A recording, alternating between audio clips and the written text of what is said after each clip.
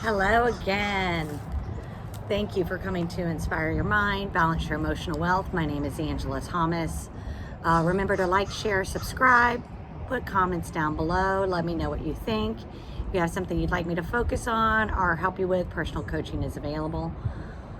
So, now that that's done with, let's go to a serious subject, but have fun with it. All right, boundaries. There is a well-known writer, his name's Dr. Henry Cloud. I will put a link to one of his books about boundaries down below. Now, in the law of attraction community, everyone is you pushed out, meaning what you think, what you do reflects outward onto others, and then you get what you think. For example, if I think, gosh, I'm always treated poorly, nobody ever respects me, treats me kind, anything like that, then I am going to get that from everybody. I am going to get disrespected. I am going to get devalued, depersonalized, treated disrespectfully, because that's actually my expectation. My expectation is to have that. Apologize, time for some coffee. So what we have to do, first of all, is change that inner dialogue and say, oh my gosh, I'm so respected, I'm so valued, I'm impressive.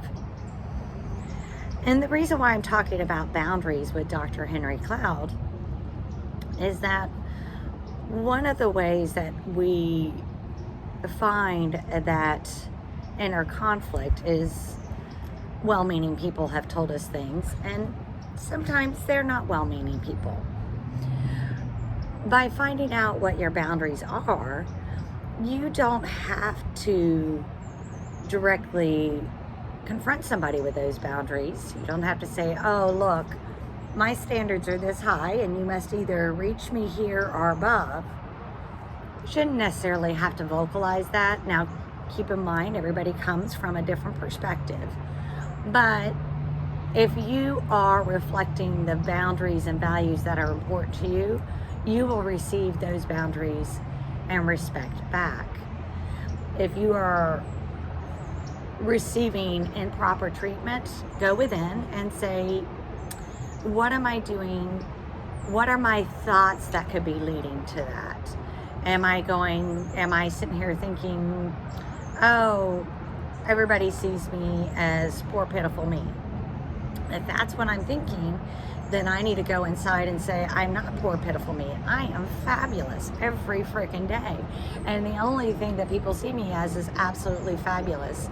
And they want to see you successful, and they want to see me thrive, and they're absolutely loving in every way. So back to Dr. Henry Cloud and boundaries. I have some notes here and I want to make sure that I go over them. So you don't have to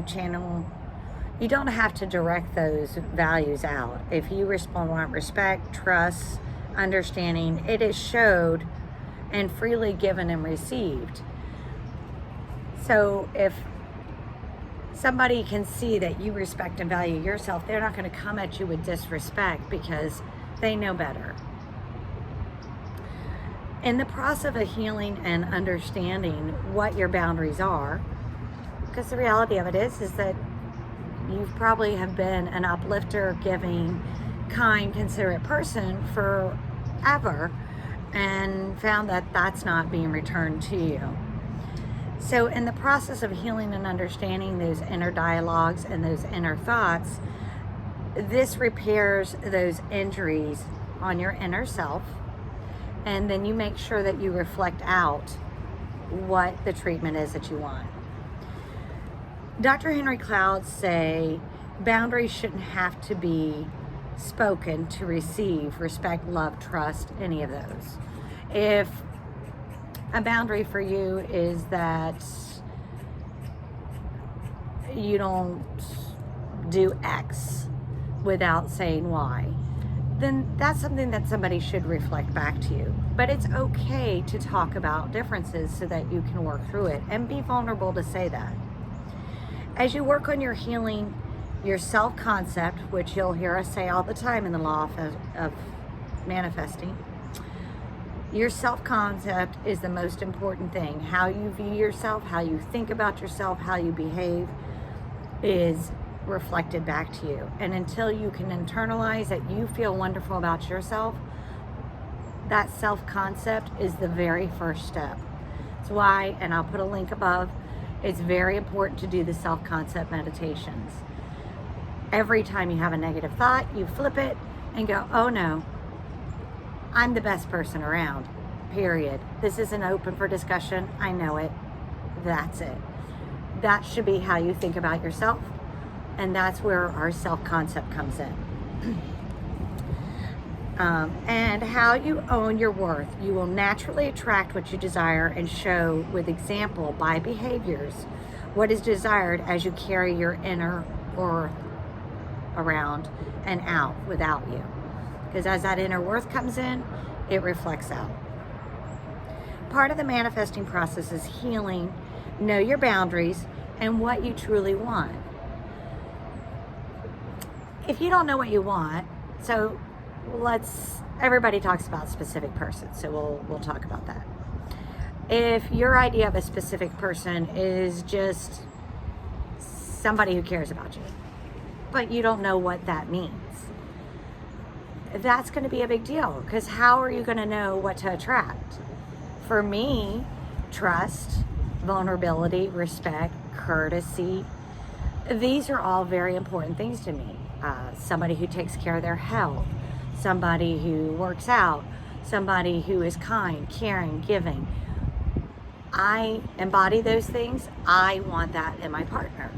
So what is it that you value? If you don't know what it is, you have to first work on that. So work on your self-concept, work on what you value, what is important to you, so that you can know to portray that and make sure that you receive that. And it will naturally be carried forth. If what you want changes as you grow and develop, then that is okay. That is actually to be expected, because you are growing. You are what you wanted. Let's think about it as a child. As a child, you know, your kindergarten teacher says, what do you want to be when you grow up? And you go, I want to be an astronaut. If you are an astronaut now, congratulations. But most of us, what we wanted when we were 5 years old is not the same thing that we want today. And tomorrow, it may not be the same thing. And that's all right. And it doesn't matter where you're at in your joining. You could be 70 years old and decide that this isn't where I want to be. I now want to start a business. I now want to thrive. I now want to do whatever it is I want to do.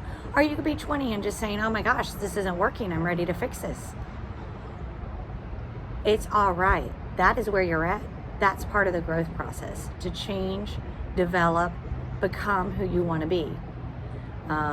In the case of speaking of somebody older, I don't remember the specific details, but Kentucky Fried Chicken, Colonel Sanders, I think he was 60 years old when he finally started Kentucky Fried Chicken. So you are not too old, you're not too young. Start this process today.